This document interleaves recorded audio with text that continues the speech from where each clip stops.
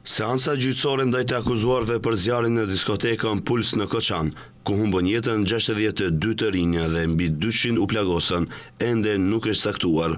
Prokuroria ka dorëzuar akt akuzë ndaj 34 personave dhe 3 kompanive, ndërsa gjykata po shqyrton mbi 40 ankesa. Procesi është vonuar, ndërkohë që prindërit e viktimave çdo javë organizojnë marshën e engjëve për të rikujtuar institucionin se drejtësia nuk ka ardhur ende. Zjarri shpërtheu natën mes 16 dhe 17 marsit të 2025 rreth orës 2:30 për shkak të mjeteve piroteknike që ndezën materialin e djegshëm në tavan. Brenda pak minutash, i gjithë klubi u përfshi nga flakët. Të rinjt nuk patën mundësi të shpëtonin, pasi kishte vetëm një hyrje. Hetimët zbuluan se diskoteka punonte pa leje të vlefshme, pa dalje emergjente dhe me kapacitet të mbushur. Sigurimi privat nuk kishte kontratë të rregullt me klubin dhe nuk i kishte kontrolluar as vizitorët, as kushtet e sigurisë.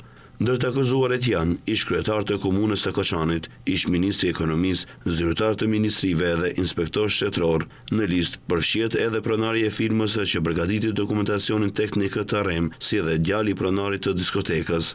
Rasti u transferua nga gjykata themelore e Koçanit në gjykatën penale Shkup për shkak të mungesës së gjyqtarëve dhe resurseve. Ndërkohë, prokuroria ka ngritur një akt akuzë të re edhe ndaj pronarit të vërtetë të firmës së sigurimit të Rubicon, i cili sipas hetimeve ka vepruar në kundërshtim me rregullat e sigurisë dhe më pas kanë tentuar të hapë kompani të re në Strumicë për të vazhduar aktivitetin duke fshirë përgjegjësinë. Çdo të shtunë, prindërit dhe të afërmit e viktimave marshojnë në marshën e engjëve, duke përsëritur mesazhin e tyre: kur më një tragjedi e tillë, mjaft me korrupsion dhe manipulime që marrin jetë njerëzish. Përveç në Koçan, thirrje për tubime simbolike janë shpërndarë edhe në Shkup për të ndëruar jetët e shuara dhe për të kërkuar drejtësi.